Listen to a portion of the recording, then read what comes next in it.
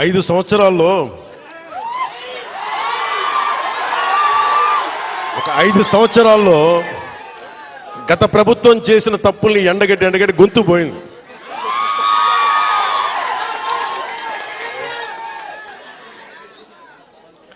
ఈ రోజున నేను మీకు ఒకటే మాట ఇస్తున్నా, మీకోసం నిరంతరం పనిచేయడానికి నేను ఉన్నాం. ఈ రోజున మన బడ్జెట్ 19 పంచాయతీలకు సంబంధించి ఇలాంటి రోడ్లే దాదాపు 40 కోట్ల రూపాయలతోటి మనం శాంక్షన్ చేశాం. ఇక్కడ పాడేరు, ఇంకొంచెం రంపచోడవరం దగ్గర రోడ్లలో ఇలాంటి పంచాయతీలను పెట్టుకొని ఒక్కొక్క సంవత్సరంలో 350 కోట్ల రూపాయల చొప్పున ప్రతి గ్రామం కనెక్ట్ అయ్యేలాగా ఇలాంటి ఇబ్బందులు లేకుండా ఒక ప్రతిపాదనలు తీసుకొచ్చాం. నాకు కావాల్సిందల్లా మీ దగ్గర నుంచి సహకారం కావాలి. మీరు సహకారం ఇస్తారని నేను మనస్ఫూర్తిగా కోరుకుంటా ఉన్నా. ఎందుకంటే మనం విజయనగరం జిల్లా చూస్తూ ఉంటే, ఉమ్మడి విజయనగరం జిల్లా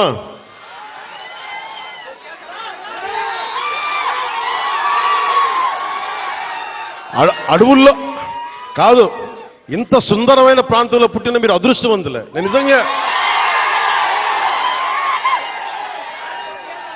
నా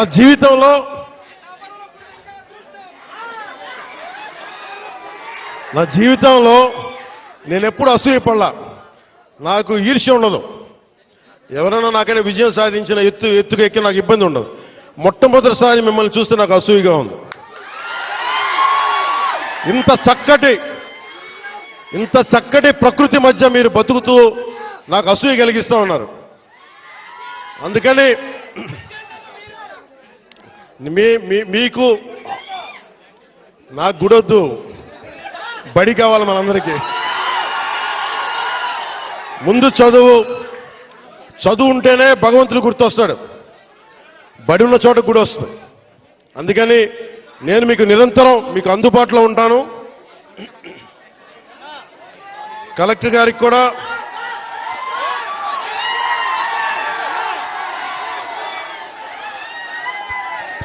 మీరు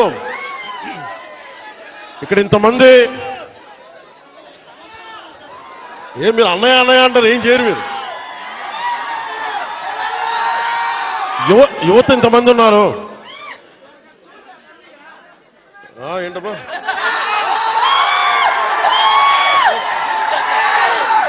యువత ఇంతమంది ఉన్నారు.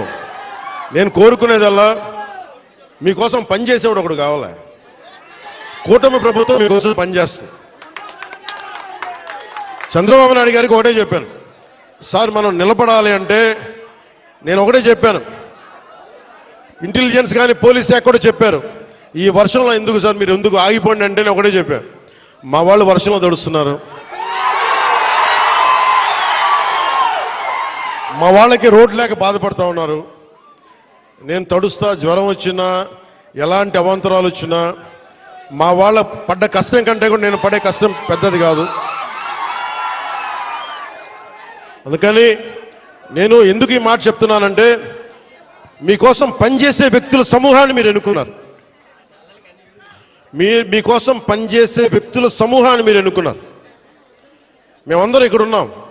మంత్రి గారిని చూస్తూ ఉన్నారు, ఎమ్మెల్యే గారిని చూస్తూ ఉన్నారు, ఇక్కడున్న నాయకులందరినీ చూస్తూ ఉన్నారు. మేమందరం కూడా ఎందుకున్నాం ఇక్కడంటే, మీకు 5 సంవత్సరాల కాలంలో ఏదో మాట చెప్పి వచ్చి వెళ్ళిపోవడానికి మేము లేవు. ఇక్కడ అధికారం లేనప్పుడు రోడ్ల మీద తిరిగాం, అధికారం లేనప్పుడు మన్యం ప్రాంతాల్లో తిరిగాం. నాకు బుగ్గలు నిమరటం తెలియదు, నాకు తల నిమరటం తెలియదు. నాకు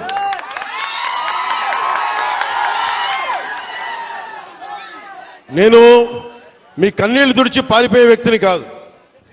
నేను దూరంగా ఉన్నా, నా రూమ్లో కూర్చొని ఉన్నా, మీకోసం నిరంతరం పరితపించే వ్యక్తిని. ఒక మాట ఇచ్చాను, నా పేషీ కూడా ఒకటే మాట చెప్పా, నేను ఇక్కడే ఉండాలి, 2 నెలలకు ఒకసారి 10 రోజుల చొప్పున నేను మన్యం ప్రాంతం మొత్తం తిరగాలి. నేను ఒక్కొక్క యువకుడికి మాటిస్తున్నాను, ఒక్కొక్క యువతికి మాటిస్తున్నాను, ఒక్కొక్క గిరిజన తల్లులకి మాటిస్తున్నాను, ఒక్కొక్క గిరిజన పెద్దలకి మాటిస్తున్నాను. నేను మీకోసం ఒళ్ళు వంచి పనిచేస్తాను మీకోసం.